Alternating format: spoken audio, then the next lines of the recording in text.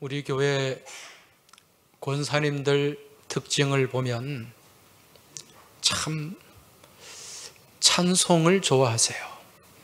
찬송하기도 좋아하고 또 가곡 부르기를 그렇게 좋아하십니다. 가끔씩 우리 여전도회 사라, 나오미 전도회 회원들과 같이 한 번씩 나들이를 나갈 때면 차 안에서 노래 소리가 끊어지지 않아요. 참 대단한 게 연세가 70이 훨씬 넘고 또 80이 넘으신 분도 계시는데 그 가사를 다 기억을 한다는 거예요. 1절뿐만 아니라 2절까지 부르면 제가 굉장히 당황스럽습니다. 저는 따라하기가 어렵기 때문에. 저도 사실 가곡을 좀 좋아하거든요. 제가 좋아하는 가곡은 동무생각이라는 가곡입니다. 담임 목사가 좋아하는 노래까지 알아야 되나 그래 생각하지 마시고 그냥 들으시기 바랍니다. 박태준 선생님이 쓰신 동무생각, 봄의 교향악이 울려 퍼지는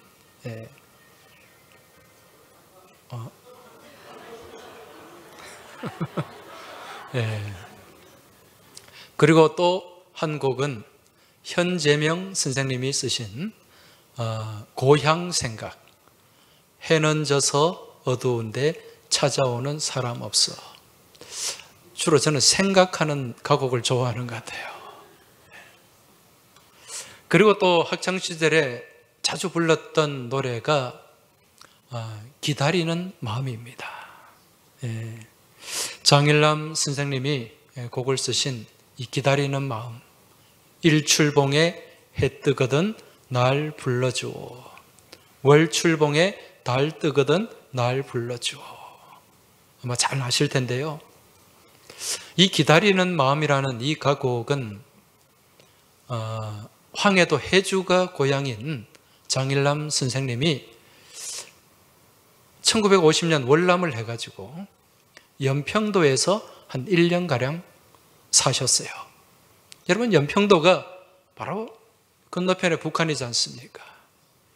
그래서 눈앞에 보이는 고향을 가지 못하는 그 아쉬움과 서름을 담고 작곡한 노래가 이 기다리는 마음이라는 가곡인데, 사실 이 가사의 내용은요, 우리 역사와 좀 관련이 있어요. 무슨 역사인고 하니, 여러분, 신라의 왕들 가운데 눌지왕이라는 왕이 있습니다.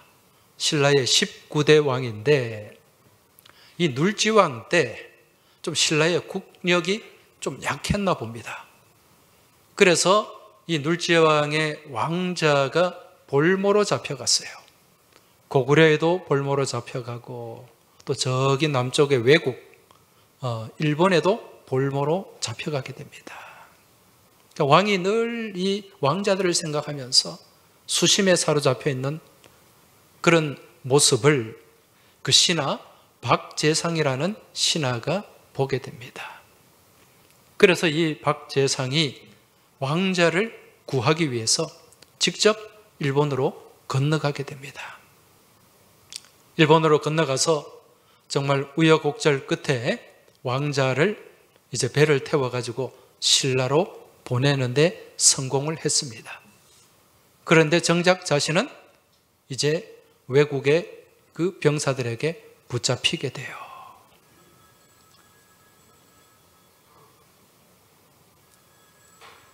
전화 왔습니다. 빨리 꺼주세요.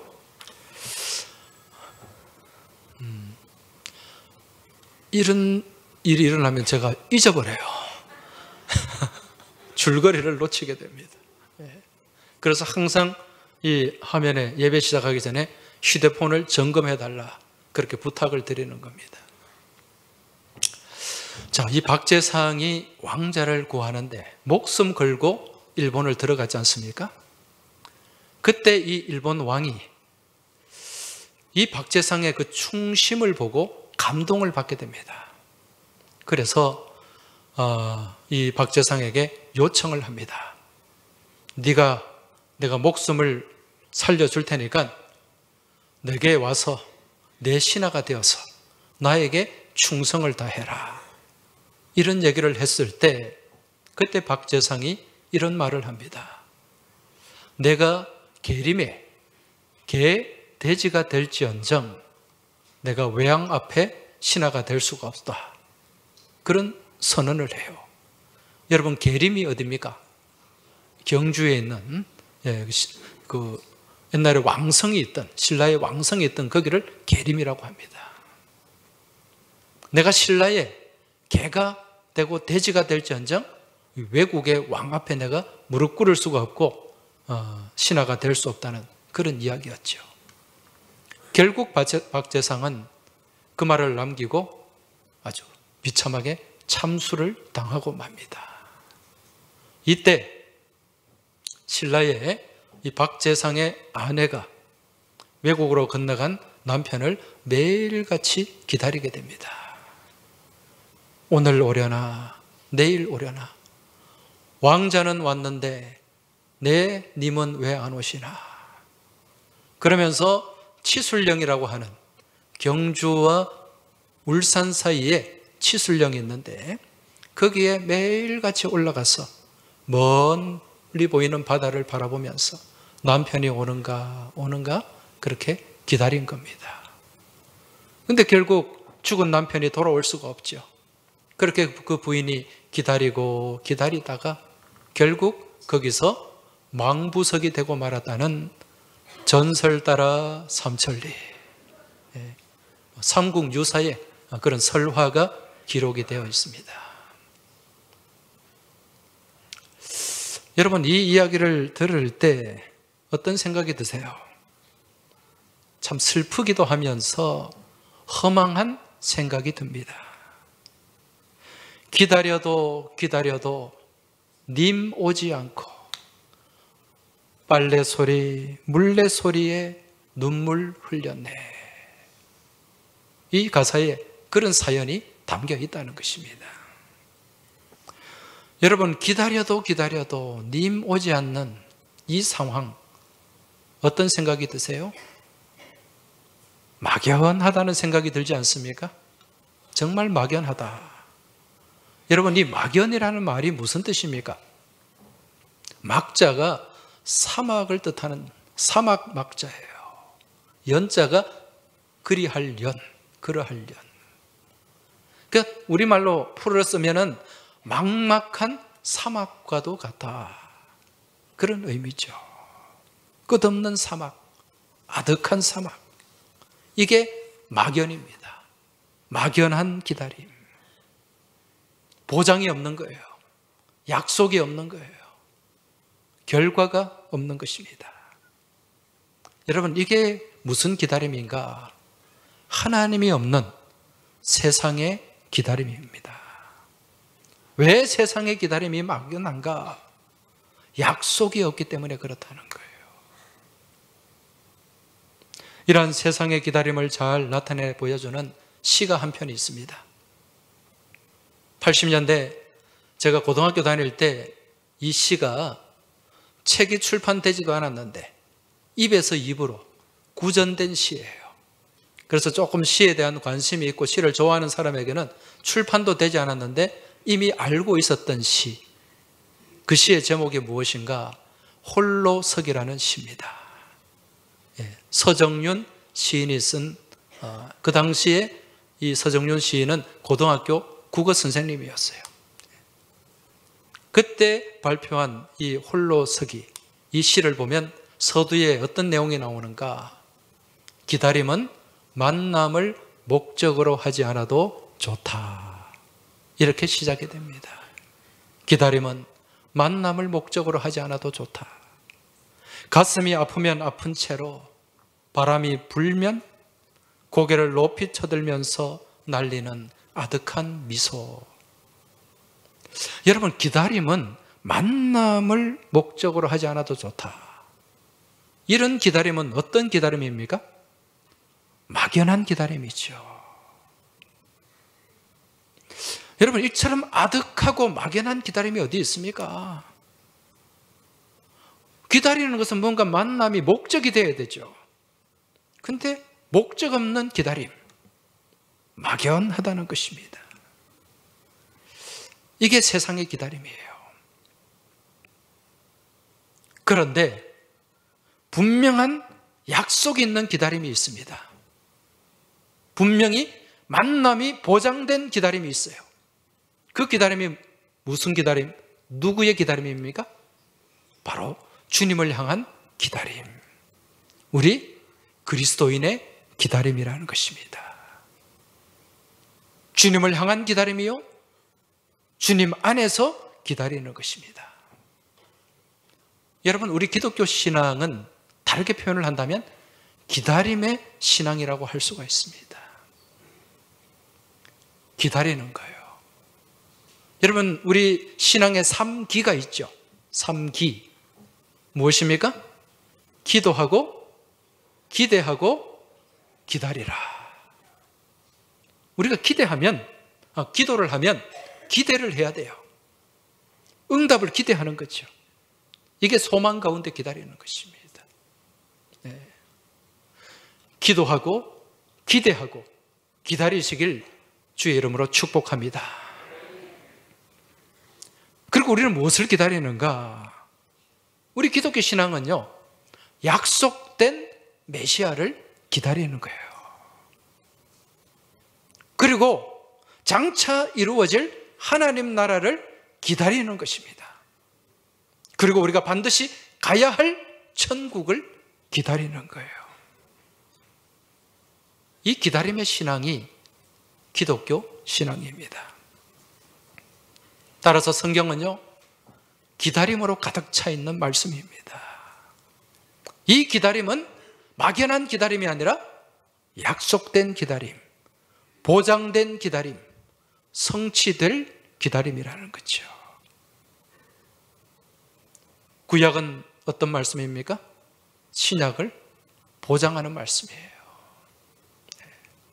구약의 그 약속, 구약의 모든 약속의 말씀이 신약에 와서 이루어지게 됩니다.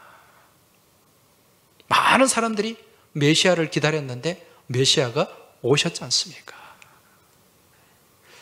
여러분도 지금 이 자리에 계신 우리 교우들도 소망 가운데 기다리고 있는 기도 제목이 있을 줄로 믿습니다. 믿음으로 기도하시고 기대하시고 기다리는 은혜가 있길 주의 이름으로 축원합니다. 오늘 우리가 스바냐 말씀을 읽었습니다. 오늘 읽은 이 말씀 또한 기다림에 관한 말씀입니다. 3장 8절, 스바냐 3장 8절에 보면 너희는 나를 기다리라, 그렇게 말씀합니다. 그 앞에 보면 내가 일어나 벌할 때까지 너희는 나를 기다리라. 좀 말씀이 이상하죠? 벌할 때까지 기다리라. 이 말씀은 자칫 우리가 잘못 이해를 하면 하나님의 그 징벌을 기다리라, 그렇게 생각할 수도 있어요. 그런데 그런 뜻이 아닙니다. 지금 이 말씀은 장차 하나님께서 반드시 이 악한 세상을 심판하실 것인데, 징벌하실 것인데, 그때에 이 악한 세상에서 고난당하고 아픔을 당하면서도 끝까지 믿음을 지킨 남은 백성들, 남은 자들은 반드시 승리를 할 것이고, 그리고 그 승리의 날을 너희는 기다리고 기다리라는 말씀입니다. 할렐루야. 여러분, 이 스바냐 선지자가 하나님 말씀을 선포할 때, 예언을 할 때가 언제였습니까? 요시야 시대였습니다. 요시야, 남유다의 16대 왕이죠. 여러분, 하나님 말씀을 전하고 선포한 많은 선지자들 중에 상당수가 제사장 출신들이 있었고, 예레미야, 에스겔 다 제사장 가문 출신이잖아요. 그리고 농부도 있었고 목자도 있었고. 그런데 오늘 이 말씀을 기록한 스바냐는 아주 드문 케이스입니다. 왕족 출신이에요. 왕족 집안입니다. 스바냐 1장 1절 말씀을 보면 아몬의 아들 유다왕 요시야의 시대에 스바냐에게 임한 여호와의 말씀이라. 스바냐는 히스기야의 현손이요 아마랴의 증손이요 그다랴의 손자요 구시의 아들이었더라. 누구의 현손입니까? 히스기야 왕. 히스기야 왕의 4대 손입니다. 여러분, 이 스바냐가 예언할 때 남유다의 왕이 누구라 그랬죠? 요시야 왕. 요시야 왕은 이 히스기야 왕과의 어떤 관계입니까? 3대 손, 증손입니다. 증손. 그래서 이 스바냐와 요시야의 관계를 굳이 촌수로 따진다면 아저씨와 조카뻘이 되는 거예요. 몇 촌인지는 잘 모르겠어요. 그렇게 멀지 않은 촌수인 것 같습니다. 자, 그런데 여러분, 이 요시야 왕이 어떤 왕이죠? 악한 왕입니까? 선한 왕입니까? 선한 왕이죠. 남유다의 3대 선왕 그러면 우리는 여호사밧, 히스기야, 요시야를 꼽을 수가 있습니다. 이러한 선왕, 착한 왕 요시야 시대에 어떤 일이 있었죠? 종교 개혁이 있었습니다. 요시야는요 8살에 왕위에 즉위하게 됩니다. 굉장히 어릴 때 왕이 되었어요. 그리고 왕이 된 지 12년째 되었을 때 그때 이제 자신이 어느 정도 힘을 가지고 한 일이 무엇인가? 온 나라를 뒤덮고 있는 우상의 제단을 파괴하는 것이었어요.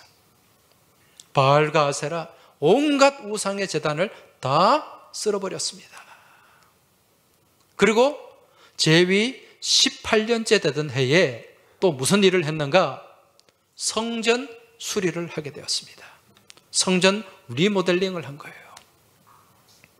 그렇게 성전 수리를 하다 보니까 그 성전에서 발견된 한 가지가 있는데 그게 무엇이었습니까? 율법책이었습니다. 하나님의 말씀이 발견되었어요. 이때 발견된 그 하나님의 말씀을 요시야 왕이 읽고 통곡을 하면서 옷을 찢었다고 말씀하고 있습니다. 왜 그랬을까요? 그 시대와 백성들이 하나님의 말씀과 전혀 상관없는 삶을 살아왔기 때문에, 너무도 말씀과 거리가 먼 악한 삶을 살았기 때문에 옷을 찢으면서 그렇게 통회하고 자복을 했던 것입니다. 여러분, 하나님 말씀을 몰랐어요. 이제 성전 안에서 발견된 그 말씀을 보고 아, 하나님이 이렇게 말씀하셨구나 라는 것을 깨닫게 된 거죠. 그러니까 그 시대가 어떻겠습니까? 백성들의 삶은 타락할 수밖에 없고 하나님과의 관계는 무너지고 황폐해질 수밖에 없었던 것입니다. 이러한 때에 하나님께서 이 스바냐 선지자를 통해서 어떤 말씀을 주셨는가? 1장 2절 3절을 한번 보시기 바랍니다. 여호와께서 이르시되 내가 땅 위에서 모든 것을 진멸하리라.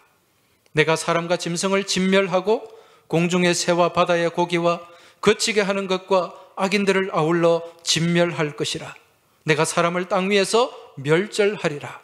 나 여호와의 말이니라. 여러분, 이 말씀을 들을 때 어떤 느낌이 드세요? 두렵지 않습니까? 지금 이 말씀 가운데서 멸절, 진멸이 계속 반복이 되고 있어요. 그 뒤에 나오는 4절, 5절, 6절도 보면 계속해서 멸절이라는 단어가 반복되고 있습니다. 이 멸절이라는 말은 히브리 말로 카타르, 다 쓸어버린다는 거예요. 참수한다, 그런 뜻이 여기에 담겨 있습니다. 여러분, 지금 이 말씀은 하나님을 부인하고 하나님 말씀에서 벗어난 삶을 살아가는 악한 백성들을 향한 경고와 심판의 말씀인데, 여러분, 이러한 때에 그럼 하나님의 백성은, 하나님의 자녀들은 어떻게 살아야 되는가? 이걸 오늘 스바냐 3장을 통해서 우리에게 말씀해 주고 있습니다. 똑같이 이러한 세파의 세상의 풍조에, 악한 풍조에 휩쓸려서 살지 말고 너희는 어떻게 살아야 하는가? 스바냐 3장 7절 말씀 보시기 바랍니다. 내가 이르기를 너는 오직 나를 경외하고 교훈을 받으라. 그리하면 내가 형벌을 내리기로 정하기는 하였지만 너희의 거처가 끊어지지 아니하리라. 할렐루야. 하나님을 믿는 너희는 무엇을 하라는 말씀입니까? 오직 나를 경외하라. 하나님을 두려워하라는 거예요. 교훈을 받으라. 하나님 말씀을 받으라는 거예요. 그리하면 내가 형벌을 내리기로 결정을 해놓았지만 너희의 거처는 끊어지지 아니할 것이다. 여러분, 여기서 이 악한 시대를 살아가는 하나님의 백성들, 하나님의 자녀들은 먼저 하나님을 경외하는 삶을 살아야 됩니다. 하나님을 두려워할 줄 알아야 됩니다. 말씀 앞에 엎드려야 돼요. 그리고 그 교훈을 받으라. 교훈이 무엇입니까? 하나님의 말씀이에요. 말씀을 받으라. 이 받으라는 말은 히브리어로 라카흐라는 말인데, 이 말은 꽉 붙잡으라는 거예요. 놓치지 말라는 것입니다. 어떤 일이 있어도, 무슨 일이 있어도 하나님 말씀만큼은 놓치지 마라. 이 말씀입니다. 말씀을 꽉 붙잡고 하나님을 경외하는 삶을 살아내라는 것이요. 그리할 때 내가 형벌을 내리기로 결정했지만 너희의 거처가 끊어지지 아니할 것이다. 여기서 거처는 피난처를 얘기합니다. 히브리 말로 메오나, 피난처, 안전지대를 얘기하는 거예요.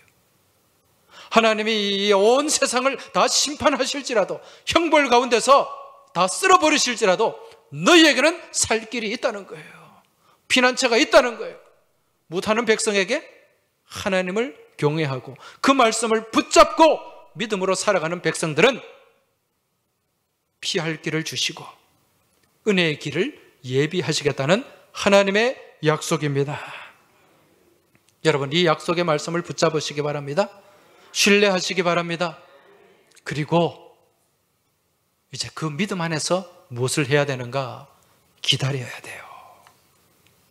기다려야 됩니다. 그렇게 기다리고 기다리는 자에게 믿음으로 살아가면서 그 때를, 은혜의 때를, 은혜의 날을 기다리는 자에게 하나님이 무엇을 약속하시는가? 오늘 본문 19절을 보시기 바랍니다. 그때에 내가 너를 괴롭게 하는 자를 다 벌하고 저는 자를 구원하며 쫓겨난 자를 모으며 온 세상에서 수욕받는 자에게 칭찬과 명성을 얻게 하리라. 할렐루야. 무엇을 얻게 하신다고요? 대답 좀 하소. 칭찬과 명성. 네. 칭찬과 명성을 얻게 하실 것이다. 여러분, 이러한 칭찬과 명성을 얻는 그날까지 우리는 기다려야 됩니다. 이 기다리는 자, 기다리는 백성이 무엇을 하면서? 노래를 하면서. 그 노래가 무엇인가? 기다림의 노래라는 것입니다. 시온아 따라 노래할지어다. 이스라엘아 기쁘게 부를지어다. 예루살렘에 따라 전심으로 기뻐하며 즐거워할지어다. 여러분, 비록 고난 가운데 놓여져 있어도, 힘겨움이 겹겹이 쌓여 있어도 하나님이 내 하나님이 되시고 하나님이 내 인생의 주인이 되시고 하나님이 내 아버지가 되시기 때문에 우리는 기뻐할 수 있어야 됩니다. 즐거워할 수 있어야 됩니다. 예, 왜 그렇습니까? 우리 하나님은 전능하신 하나님이시기 때문에 그래요. 우리가 할 수 없는 것, 우리가 풀 수 없는 문제, 우리가 넘을 수 없는 산, 여러분, 하나님이 함께 하시고 하나님이 도와주시면 그 문제가 해결되고, 우리가 넘을 수 없는 큰 산이 가로막혀 있을지라도 큰 산아 내가 무엇이냐, 스룹바벨 앞에서 평지가 될지어다. 할렐루야. 하나님이 함께 하시면 내 앞에서 그 큰 산이 평지가 된다는 거예요. 이 말씀 붙잡으시고 믿고 나아갈 수 있길 주의 이름으로 축원합니다. 그럼 우리가 어떤 노래를 불러야 하는가? 오늘 17절 말씀 한번 보시기 바랍니다. 17절 같이 한번 읽어보겠습니다. 너의 하나님 여호와가 너희 가운데 계시니 그는 구원을 베푸실 전능자이시라. 그가 너로 말미암아 기쁨을 이기지 못하시며 너를 잠잠히 사랑하시며 너로 말미암아 즐거이 부르며 기뻐하시리라 하리라. 할렐루야. 네. 여러분, 우리 하나님은 어떤 하나님이시죠? 나와 함께 하시는 하나님이십니다. 너의 하나님 여호와가 너의 가운데 계시니, 우리 가운데 계십니다. 여러분, 하나님은 지금도 나와 함께 하시고 나와 동행하시고 나를 붙잡아 주시고 나를 지키시고 보호하시는 임마누엘의 하나님이신 줄 믿고 깨달으시기 바랍니다. 내가 하나님을 떠나지 않으면 하나님은 끝까지 나와 함께 하시는 분이십니다. 그런 임마누엘의 하나님, 나와 함께 하시는 하나님이 나를 온전히 구원하십니다. 그는 구원을 베푸실 전능자이시라. 온전히 구원하시고 나를 가장 복된 곳으로 이끌어 주시고 인도하시는 못할 것이 없는 전능하신 하나님. 이 전능자, 히브리 말로 기보르라는 말인데 용사라는 뜻도 있지만은요, 슈퍼맨, 못할 것이 없는 그런 강력한 분이시라는 거예요. 제가 1부 때 슈퍼맨 그랬더니 어느 분이 찾아와가지고 목사님 슈퍼맨이 아니고 슈퍼맨입니다 그러더라고요. 네. 슈퍼맨은 우리 한국 사람 강조할 때 발음이 좀 세집니다. 전능자, 못할 것이 없는 분. 예. 이러한 전능자 되시는 우리 하나님이 나와 함께 하시고 내 삶 가운데 역사하시면 해결하지 못할 문제가 없고 넘지 못할 산이 없고 이기지 못할 대적이 없는 줄 믿고 깨달으시기 바랍니다. 우리 이 믿음으로 나아가야 돼요. 자꾸 하나님을 내 생각 안에, 내 관념 안에 가두지 마시기 바랍니다.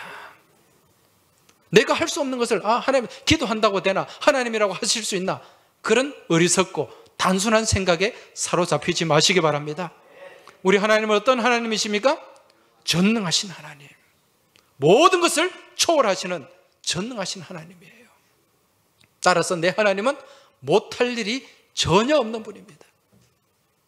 내 하나님은 크고 힘있고 능히 있어 못할 일 전혀 없네.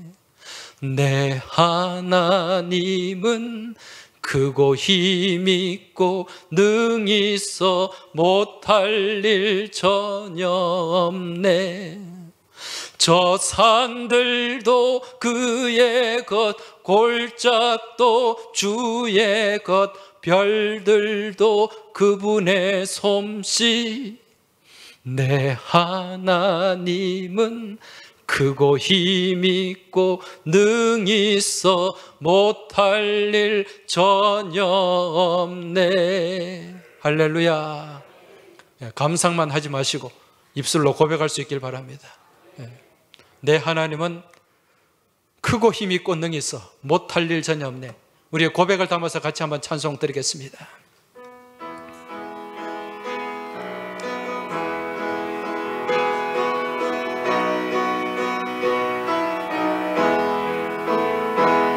내 하나님은 크고 힘있고 능히 있어 못할 일 전혀 없네. 내 하나님은 크고 힘있고 능히 있어 못할 일 전혀 없네. 저 산들도 그의 것, 골짜기도 주의 것, 별들도 주의 솜씨. 내 하나님은 크고 힘있고 능히 있어 못할 일 전혀 없네. 할렐루야. 우리 옆에 계신 분들에게 말씀해 주세요. 내 하나님은 전능하신 하나님입니다. 당신 하나님도 전능하신 하나님입니다. 우리 하나님은 전능하신 하나님입니다. 할렐루야. 여러분, 우리가 살아가는 이 세상 녹록하지가 않습니다. 힘겨움이 있어요. 지금 이 자리에 나와 계시는 모든 분들 다 각자가 지금 넘어야 될 산들이 있습니다. 골짜기도 있어요. 여러분, 이처럼 험난하고 험악한 세상 살아가면서 내 힘으로 살려고 애쓰고 발버둥 치지 마시기 바랍니다. 나를 도와주시는 이가 있습니다. 나와 함께 하시는 분이 있습니다. 나를 이끌어 주시는 분이 있습니다. 그분의 손을 잡으시기 바랍니다. 붙잡고 나아가고 믿음으로 나아가시길 주의 이름으로 축원합니다. 우리가 이 험한 세상, 이 험악한 세상 가운데서 주님 손 놓치지 않고 주님 말씀 붙잡고 믿음으로 나아갈 때 우리 하나님 우리를 어떻게 보실까요? 우리를 어떻게 바라보실까요? 오늘 17절 말씀 하반절을 한번 보시기 바랍니다. 그가 너로 말미암아 기쁨을 이기지 못하시며 너를 잠잠히 사랑하시며 너로 말미암아 즐거이 부르며 기뻐하시리라. 할렐루야.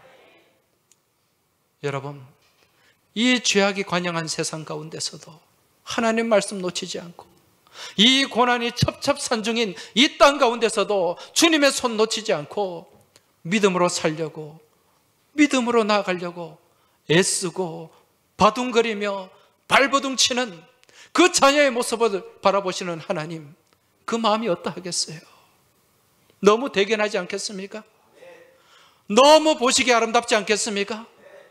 그런 모습을 바라보면서 우리 하나님, 너로 말미암아 기쁨을 이기지 못하신다, 그렇게 말씀하고 있습니다. 기쁨을 이기지 못하신다. 이기지 못한다는 이 말은 히브리어로 수스라는 말인데요, 이 말은 좀 표현이 그렇습니다. 기뻐 날뛴다는 표현이에요. 기뻐 날뛴다. 다르게 말씀을 드리면 기뻐서 춤을 춘다는 거예요. 이 고난 가운데서, 역경 가운데서, 악한 험한 세파 가운데서도 주님 손 놓치지 않고 믿음으로 맞서고 믿음으로 나가는 우리를 바라보시면서 우리 하나님 기뻐 춤을 추시는 줄 믿으시기 바랍니다. 여러분, 지금 이 자리에 나오신 분들, 앞서 말씀드린 것처럼 아픔이 없는 분이 없을 거예요. 고난이 없는 분이 없을 겁니다. 질고가 없는 분이 없을 거예요. 여러분, 그러한 형편에 놓여져 있을지라도 끝까지 나와 함께 하시고 나를 붙잡아 주시고 내 문제의 해결자가 되시는 우리 주님을 바라보시고 의지하시고 기다리시기 바랍니다. 오늘이 무슨 주일이죠? 대림절 첫 번째 주일입니다. 대림절은 어떤 절기입니까? 기다리는 계절입니다. 기다리는 절기예요. 누구를? 이 땅에 오신 예수님을 기다리고 다시 오실 우리 주님을 기다리는 믿음의 절기입니다. 여러분, 이 대림절 12월 달 세상은 흥청망청합니다. 주님은 없어요. 주님 없는 성탄절을 이들은 바라보고 있습니다. 그러나 우리는 주님이 계신 성탄절을 바라보고 나아가야 될 줄로 믿습니다. 오늘 우리 십자가에 무슨 색깔의 보라색이 걸려 있죠? 네. 이 보라색은 경건을 얘기하는 거예요. 네. 경건을 얘기하고 또 겸손을 얘기하는 것입니다. 내려놓음을 얘기하는 거예요. 이 보라색 예전 색깔이 동일하게 적용되는 절기가 있습니다. 그때가 언제입니까? 사순절이죠. 그래서 이 대림절은 겨울철의 사순절이다, 그렇게 얘기합니다. 흥청망청하는 그러한 연말 분위기, 세상의 분위기에 휩쓸리지 마시고 주님의 오심을 바라고 소망하는 가운데 더욱더 절제하며 경건한 삶을 살아내는 우리 모든 믿음의 교우들이 되시길 주의 이름으로 축복합니다. 그리고 힘겨움이 있고 고난이 있고 아픔이 있을지라도 여러분 기다리시기 바랍니다. 지금 이 자리에 눈물 지으며 예배하는 분들, 무거운 죄의 짐을 가지고 나오고 육신의 질고를 가지고 나오고 경제적인 그러한 문제의 짐, 사람들과의 관계의 짐 여러분 가지고 나왔을 것입니다. 주님 앞에 다 내려놓으시기 바랍니다. 수고하고 무거운 짐진 자들아 다 내게로 오라. 내가 너희를 쉬게 하리라고 약속하셨습니다. 주님 앞에 맡기고 이제 우리는 기다리는 자의 노래를 불러야 됩니다. 주님의 오심을, 주님의 역사하심을, 주님의 은혜의 해를, 은혜의 때를 우리가 소망하면서 기다림의 노래를 부르고 나아갈 때 여러분 영광스러운 승리가 우리에게 주어지게 될 줄 믿습니다. 이 시간 우리 다 같이 그러한 믿음으로 우리 주님을 기다리며 같이 찬송하며 나아가겠습니다.